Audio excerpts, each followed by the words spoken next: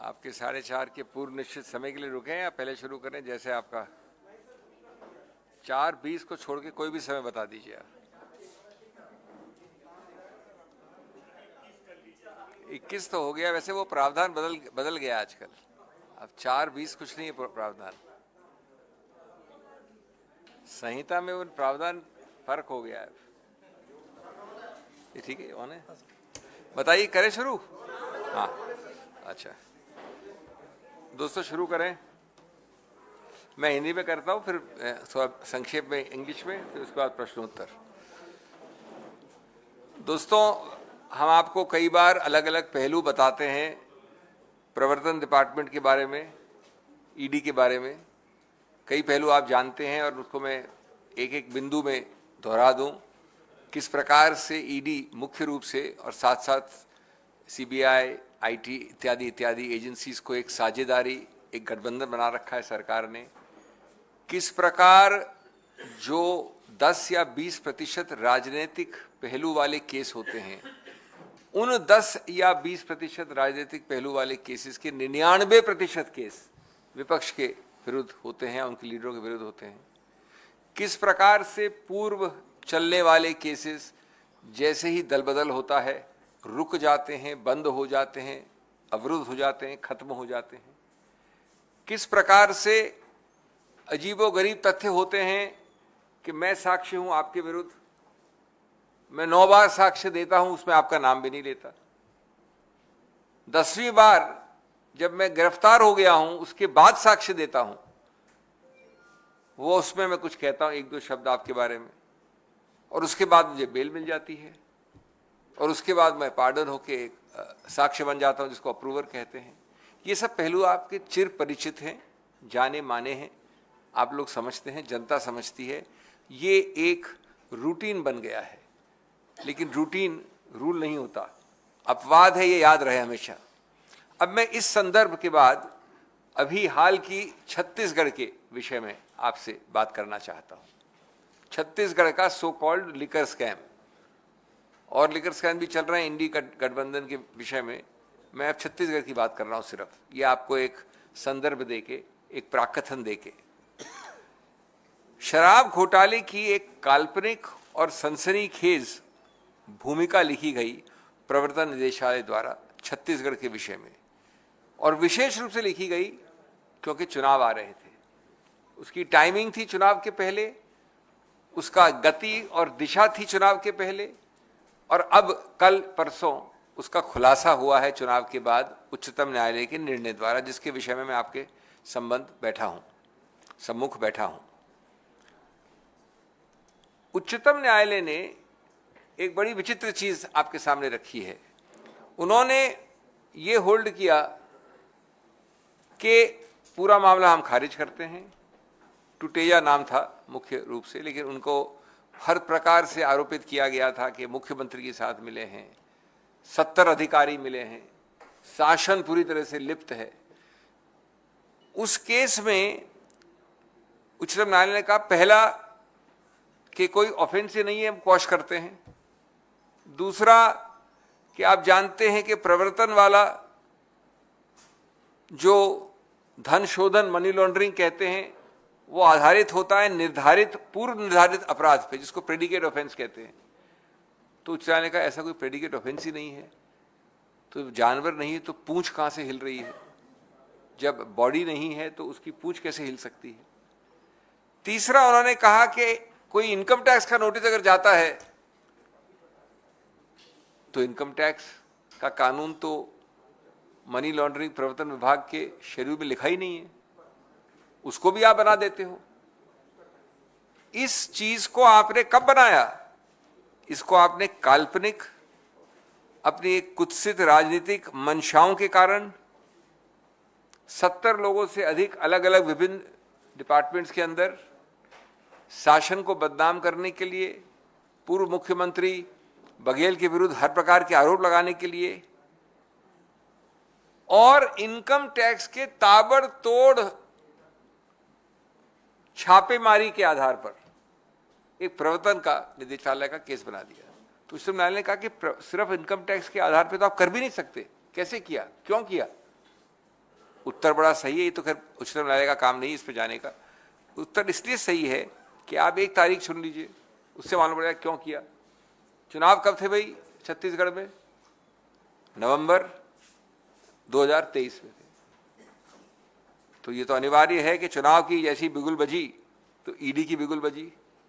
ये वो कंप्लीटली जो है एक पपेट वाली संस्थाएं हैं जिनको एक्टिवेट किया जाता है चुनाव के पहले। और आरोप पत्र नवंबर 2023 के चुनाव के थोड़ा पहले ये था कि ये लिकर स्कैम घोटाला जिसको कहते हैं तथाकथित 2019 से चल रहा है। अरे भाई 19 से चल रहा है तो 2023 में आप क्यों उठे, क्यों जगे? और इसमें सैकड़ों करोड़ की रिश्वत दी गई है। क्या हुआ उस रिश्वत का जब अभी उच्चतम न्यायालय ने ऐसा निर्णय दिया? तो उन्होंने ये भी, और ये सब चीजें माननीय मोदी जी, माननीय अमित शाह जी, माननीय बीजेपी के सभी वरिष्ठ नेताओं ने अपने भाषणों में कहा। 2161 करोड़ का शराब घोटाला, इतने सारे 70 वहां के कर्मचारी लिप्त हैं, मुख्यमंत्री लिप्त हैं, और कई इनमें से ये टुटेजा जिसका केस निर्णित हुआ, रात रात भर दिन भर वो और उनके पुत्र इस केस में, उनको प्रताड़ित किया गया, उनसे पूछताछ की गई, उनके बयान लिखे गए। ये सब क्यों किया? आप तो शुरू से जानते थे कि अगर ये पूरा आधार है इनकम टैक्स का, जो नींव है, फाउंडेशन है, तो क्यों किया? द्वेष से किया, राजनीतिक द्वेष से। इसलिए कि आप चाहते हैं कि ये इन प्रकार ऋण, जो मैं कहता हूं बाय हुक और by crook, more by crook less by hook, आप इसका इस्तेमाल करें, जिसको चुनाव के हॉट पीरियड कहा जाता है। ये आम सही साक्ष्य तथ्यों पे आधारित प्रोसिक्यूशन नहीं है, इसको कहते हैं चुनावी प्रोसिक्यूशन। मैं कुछ प्रश्नों द्वारा अंत करना चाहूंगा। यदि कोई घोटाला हुआ तो ईडी ने इतनी लंबी जांच के बाद धन शोधन, ये इंपॉर्टेंट शब्द है, मनी लॉन्ड्रिंग का आपके समक्ष या उच्चतम न्यायालय के समक्ष एक भी साक्ष्य तथ्य रखा? और अगर धन शोधन नहीं है तो मनी लॉन्ड्रिंग नहीं हो सकती। आप खून के आरोपित हो सकते हैं, आप कत्ल के आरोपित हो सकते हैं, आप इनकम टैक्स के आरोपित हो सकते हैं, आप किडनैपिंग की हो सकती है, लेकिन मनी लॉन्ड्रिंग कहां हुई? और अगर होती तो निर्णय नहीं आता। यदि अपराध शराब निर्माताओं की फैक्ट्री से शुरू हुआ तो कृपया बताइए कि एक भी शराब का निर्माता को आपने गिरफ्तार किया या समक्ष रखा? क्यों? क्योंकि आपका उद्देश्य सिर्फ राजनीतिक द्वेष, राजनीतिक विरोध करने वाले लोग, विपक्ष के लोग।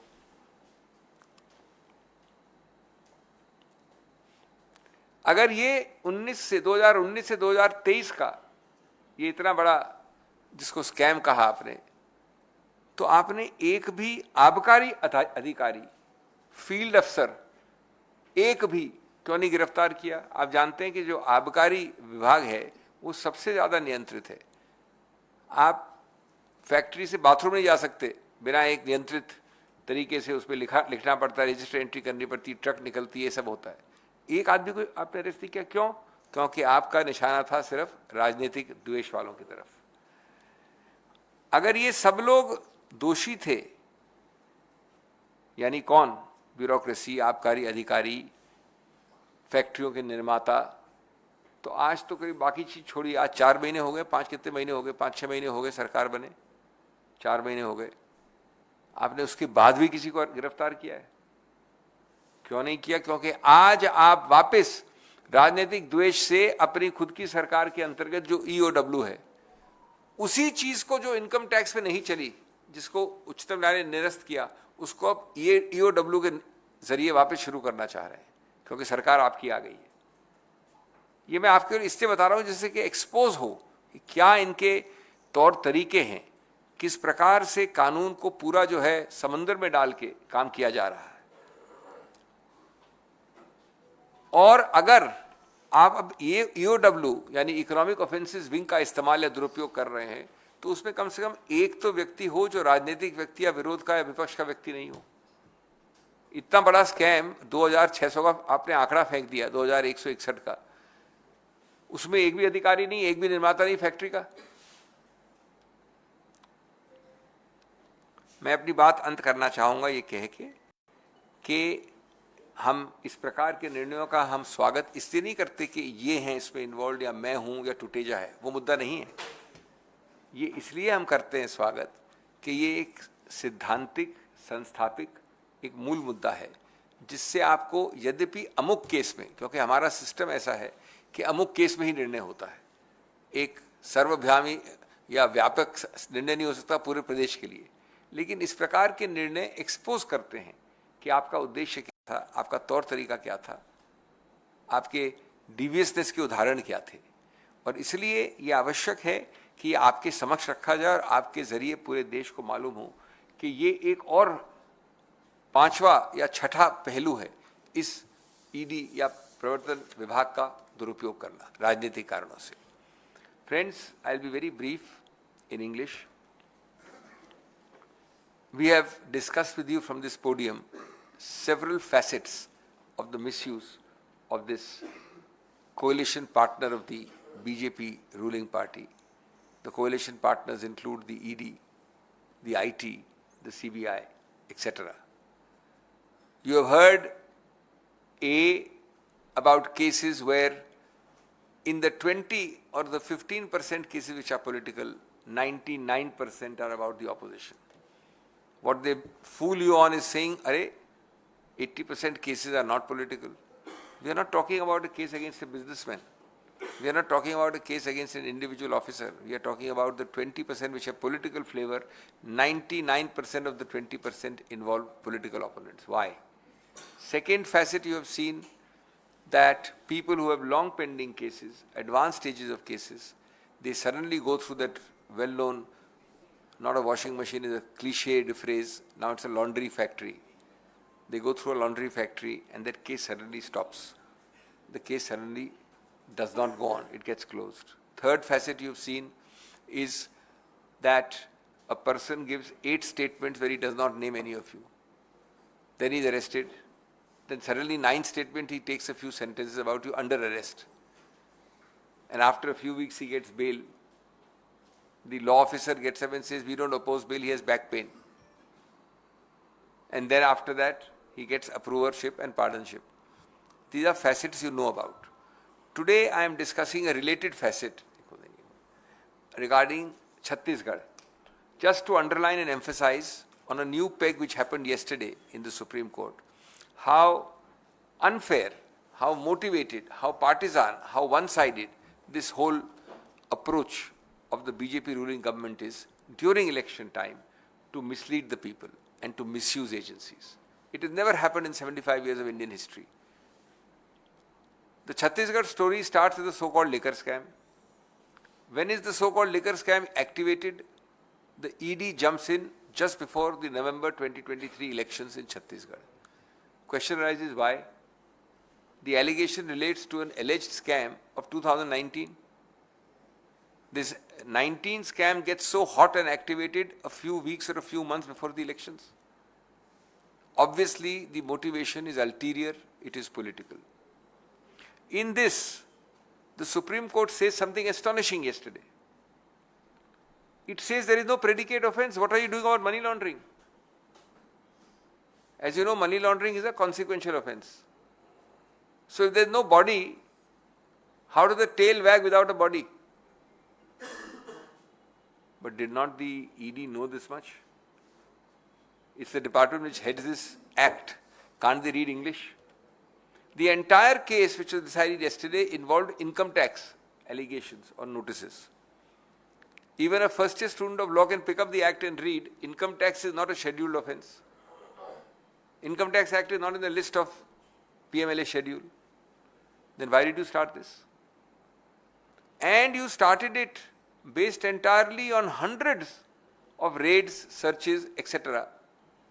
And hours of statements recorded. The very same people who were petitioners spent days and nights, father and son, in custody. Statements recorded. For what? You know that it's nothing except an income tax search or something which you got material from. you are trying to stretch it to make it into an ED offense. You are trying to create an impression in the public by throwing figures like 2,161 crores ka ghotala hai. The question arises, sir, if it is a 2,161 crore ghotala, why is the Supreme Court quashing and why are you unable to show to the Supreme Court yesterday a money trail of 216 rupees? Leave aside 2,161 crores. Arey, money trail to dikhaiye. And the other question is that you have done this out of a distorted view of politics, a distorted view of cheap politics, a distorted view of a level playing field, a view in which your object is to shoot and scoot, paint them black, and we'll see later on the consequences. So the kind of figures thrown are nothing but imaginary. May I end with a few very short and quick questions? First question is that if this was such a big ghotala, a scam, why were you not able to give any money laundering evidence to the Supreme Court? Question number one. You have to cross the threshold of 1 crore for the act to apply. Second, if your allegation, as it is well known, is that hundreds of factories and liquor producers were involved in this scam in collusion with government, then have you arrested a single liquor factory manufacturer, owner, promoter? Third question, you have the most regulated department in government is called the liquor excise, Abkari department in any state. As I said, you cannot sneeze without it being entered in a register. Every truck which moves from one building to the other has to be entered. Everything has to be sealed and hologrammed and etc. etc. Forget the details. Have you arrested a single government official? Is it possible that this so-called scam occurred without a single government official being involved or in the knowledge? Question number 4. Was your hot period only for those 4 months till the elections were there? You are now in government already for 4 months.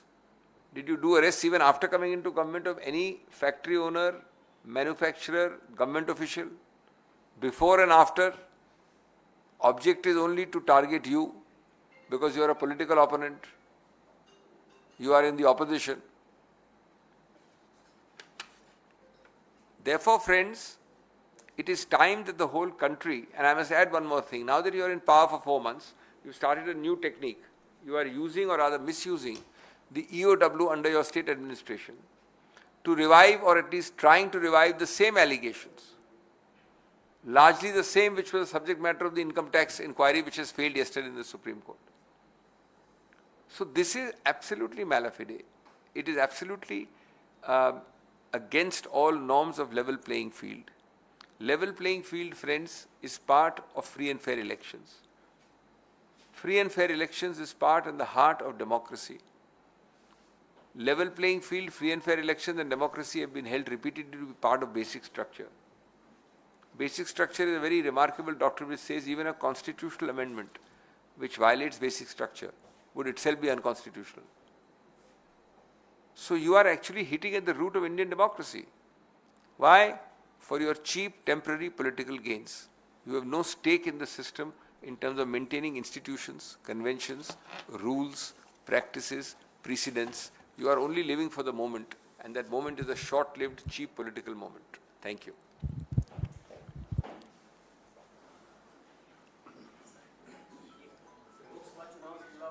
पहले इसको खत्म कर लें. Let's finish this topic first. We'll finish this topic first. Only on this topic. बाद में बात करेंगे और चीज़ों की. पहले खत्म कर लें. Hello, sir. Sir, after the Supreme Court thing yesterday, the ED has registered a case based on the Chhattisgarh police FIR that was registered on January 17th against the 70 people involving the bureaucrats and some of your party leaders also. What do you have to say on that? Exactly what I said. This is nothing but neither new wine nor new bottle. Having tasted defeat in not finding anything in the income tax, after all that was a central agency for 4-6 months. Now that you are in power, you want to keep the pot boiling. You are really now trying to revive cook the same old thing in the same old bottle, create a khichdi and keep it simmering to give an impression. Till now, I have heard of no arrests as far as government officials or manufacturers are concerned. But the real issue is, have you demonstrated that if the EOW you have activated now, why was the very same facts not available to the ED? I don't understand. It can't be that the ED's powers are lesser than the EOW's. So it is clearly a motivated, politically slanted approach. Sir जैसा कि आपने high court में भी कहा था और बार बार ED का दुरुपयोग नॉन लेवल प्लेइंग फील्ड बनाने के लिए लगातार लोकतंत्र में किया जा रहा है।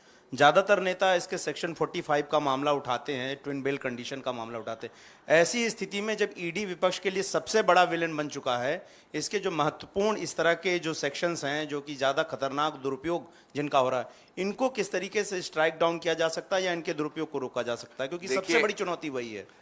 आप सही कह रहे हैं, इसके ऊपर हमने कई बार बोला है, कोर्ट के अंदर ही नहीं, कोर्ट के बाहर भी। नंबर एक। नंबर दो, इस पे पुनर्विचार करना कि इनके कई प्रावधान, आपने एक नाम लिया 45 और कई हैं 19, 45, 50 इत्यादि। इन पे पुनर्विचार करने की याचिका पेंडिंग है, लंबित है उच्चतम न्यायालय में। 2 दिन के लिए सुनी भी गई थी, मैं खुद पेश हुआ था। अब निर्णय नहीं हुआ उसका, सुनवाई नहीं हुई अंतिम, तो मैं क्या कह सकता हूँ। हम आशा और विश्वास करते हैं कि जल्द से जल्द उसकी सुनवाई हो, इस पे पुनर्विचार हो और निर्णय आए। नंबर 3, ये जो आप सशक्तिकरण कह रहे हैं, वेपनाइजेशन ऑफ ईडी, ये भारत की अस्मिता, भारत के गणतंत्र के लिए बहुत बुरा है। ये आज की बात नहीं है, ये दूरगामी भविष्य की बात है। आज आप इस प्रकार से अगर दुरुपयोग करेंगे तो आपके और आपके जितने भी निकट के देश हैं, पाकिस्तान से लेके बांग्लादेश, श्रीलंका से लेके नेपाल, उस प्रकार का गणतंत्र चाहते हैं आप क्या? कि ये बाहर निकले, मैं आया, मैं बाहर निकला, ये आए। तो ये रिवॉल्विंग डोर वाला प्रतिशोध गणतंत्र के लिए बहुत बुरा है। ये समझ के बाहर है बीजेपी की, जो अपने नाक तक देखती है राजनीति। सर, बीजेपी ने 25 विदेशी देशों के राजनीतिक दलों को आमंत्रित किया है लोकसभा चुनाव देखने के लिए। कुछ देशों के राजदूतों को भी निमंत्रण दिया गया है। बीजेपी का मानना है कि राहुल गांधी और अन्य विपक्षी दलों के नेताओं द्वारा जो विदेश में कमजोर होते नैरेटिव का कमजोर होते लोकतंत्र का नैरेटिव बनाया गया है, उस राजनीतिक दल, विदेशी राजनीतिक दल जब आएंगे तो वो खुद देखेंगे।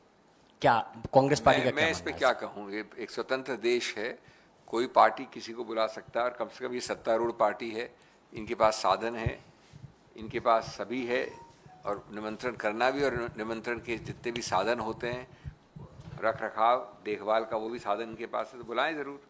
लेकिन अगर आप सिर्फ किसी को एक विजिट में घुमा फिरा के देश की सच्चाई बदलना चाहते हैं, तो मैं समझता हूँ कि सोच बड़ी ओछी लगती है। लोग ठोस तथ्य देख रहे हैं।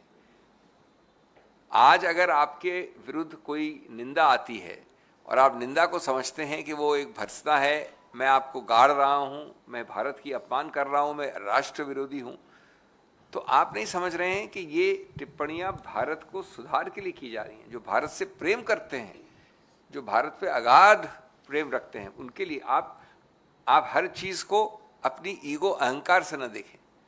बाकी बुलाना नहीं बुलाना ये आपका अधिकार क्षेत्र, जो मर्जी करें। सर अभिषेक जी। हाँ, ये अभिषेक जी, झारखंड मुक्ति मोर्चा के राष्ट्रीय महासचिव ने कहा, जिस तरह से छत्तीसगढ़ में साजिश करके सरकार को अस्थिर करने की कोशिश की गई, उसी तरह से झारखंड में हेमंत सोरेन की सरकार को फंसाया गया। इसका कोर्ट अब इंसाफ करेगी। जिस तरह से छत्तीसगढ़ में इंसाफ हो, वैसा इंसाफ हमें झारखंड में मिलेगा।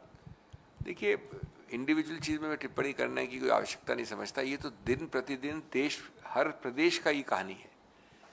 अस्थिरता के कम से कम 2 या 3 तरीके तो इन्होंने विश्वविद्यालय की पीएचडी जितने माहिर कर दिए हैं। जैसे पीएचडी इशू कर सकते हैं आप इन दो तरीकों में, बीजेपी की विश्वविद्यालय से। पीएचडी नंबर 1 कि चुनावित सरकार को कैसे गिराया जाए। आपके पास 10 उदाहरण दे सकता हूं मैं, कर्नाटक से लेके मणिपुर, महाराष्ट्र से लेके कहीं और।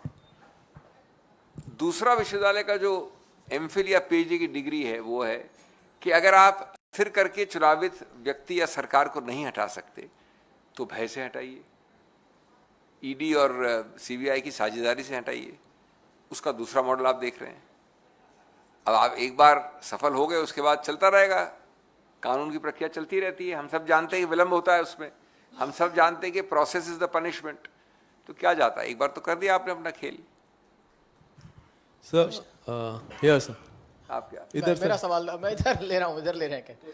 अभिषेक जी, मेरा सवाल राजनाथ सिंह के बयान को लेकर है। कल अरुणाचल प्रदेश में उन्होंने बयान दिया कि नाम बदलने से कुछ नहीं होता है। चीन पर उन्होंने अटैक भी किया कि अगर हम भी आपके इलाकों के नाम बदल दें तो इससे क्या होगा। ये सब नहीं करना चाहिए चीन को। आपको लगता है कि ये रणनीति सही है, अटैकिंग पोजीशन है बीजेपी की, सरकार की? ये बीजेपी की पोजीशन किसने कह दी? ये तो बिल्कुल सही है। अगर हमारे देश के 15 नाम आप बदल देंगे तो उससे क्या देश बदल जाएगा? ये तो कोई भी देश किसी देश में हस्तक्षेप नहीं करता। ये राजनाथ सिंह से कोई मतलब नहीं रखता, ये बीजेपी से मतलब नहीं रखता, कांग्रेस से मतलब नहीं रखता। अगर कोई भी देश, और निश्चित रूप से चीन, हमारे देश के नामकरण संस्कारों में पड़ जाएगा तो क्या उससे वो हिस्सा देश का चीन का हो जाएगा? इसमें तो कोई कॉमन सेंस और औचित्य नहीं लगता। इसमें तो राजनीति होनी नहीं चाहिए।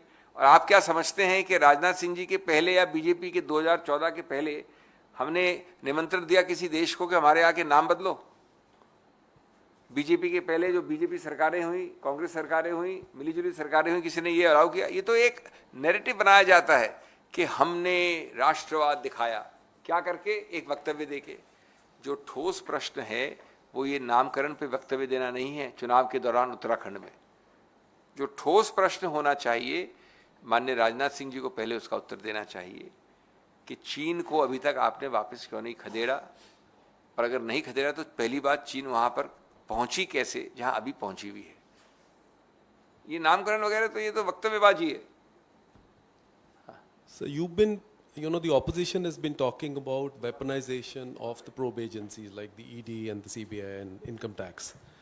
But, you mentioned this case where the Supreme Court has set aside all charges in Chhattisgarh liquor scam. There is another liquor scam which is on, and probably you are only handling that also.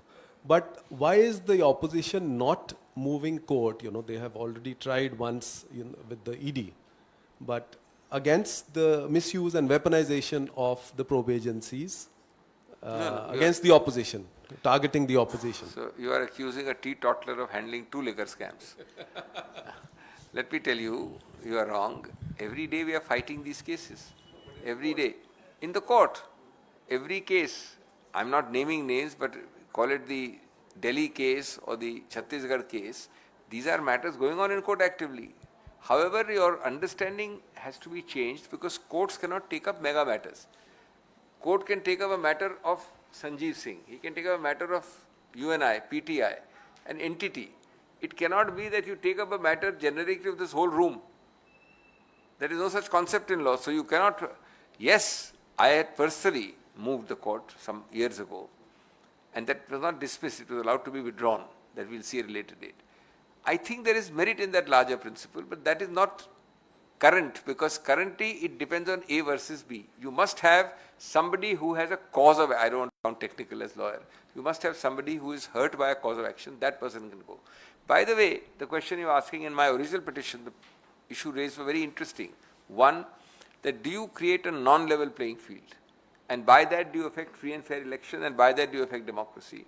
Should be decided on the basic structure doctrine for which a PIL can be entertained. But the court at that time did not entertain it, saying that we are not, and they allowed it to be withdrawn at this stage.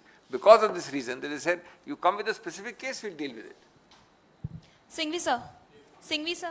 Idhar. Sir, yesterday in the High Court regarding the case against the arrest of Delhi Chief Minister Arvind Kejriwal, High Court has mentioned it clearly that even the political parties can be brought under the ambit of Section 70 of PMLA. So what is the official stand of the Congress party regarding this? See, I am personally the advocate who is arguing these cases, so I don't like to mix up. Number one, I argued it myself. Number two, the Supreme Court was created precisely because it is High Court is not the last court. So you haven't heard the last word about it. Number three, my personal view is, this is my personal view, don't think I'm arguing against the High Court, because ultimately the High Court is the boss as far as that case is concerned. Supreme Court will now decide. Nor am I commenting on a subject matter, on a sub judice matter. I am only repeating the ground raised before the High Court, and you can judge for yourself.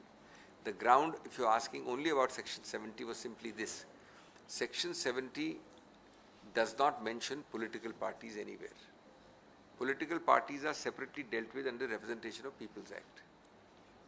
Now, in criminal law, you cannot have vicarious liability. Vicarious liability means that if a company has done some crime, the managing director of that company cannot be guilty just because the company is guilty, unless it is shown separately that the managing director was involved. So the second argument is that first, Section 70 doesn't apply. Second, 70 will not apply because a separate act governs political parties, and this act has chosen not to apply that act here. And thirdly, assuming it applies, you have to still show separately how the CM has done something individual. You can't simply say, आपने किया AAP ने, तो इसलिए automatically उनका जो CM है वो भी दोषी है. तो ये तीन पहलू हैं, ये निर्णित होंगे. अभी तो निर्णय आया, अभी उच्चतम न्यायालय गया है, आज भी हमने मेंशन किया, लगेगा मामला. अभी कोर्ट आप जानते हैं बंद है, कचहरी बंद है. अभिषेक सर, आपके गठबंधन के सहयोगी आम आदमी पार्टी सरकार के मंत्री ने इस्तीफा दिया है, राजकुमार आनंद ने, और उन्होंने आरोप लगाया है भ्रष्टाचार का अपनी सरकार पर जिसमें वो शामिल थे. इस पर आप कोई प्रतिक्रिया देना चाहेंगे? मैं ऐसे, मेरे को इसके तथ्य मालूम नहीं है. ज़रूर एक दिन में आपको मालूम करके इसका रिएक्शन देंगे हम. मुख्य रिएक्शन तो आपको आपसे पूछना चाहिए एएपी से, लेकिन मैं वास्तव में नहीं जानता क्या कहा है उन्होंने.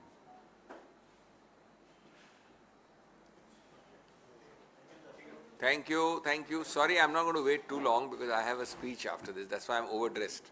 But if you have a few questions off the record, 5 minutes we can stand here. Otherwise, I'll take your leave. Huh?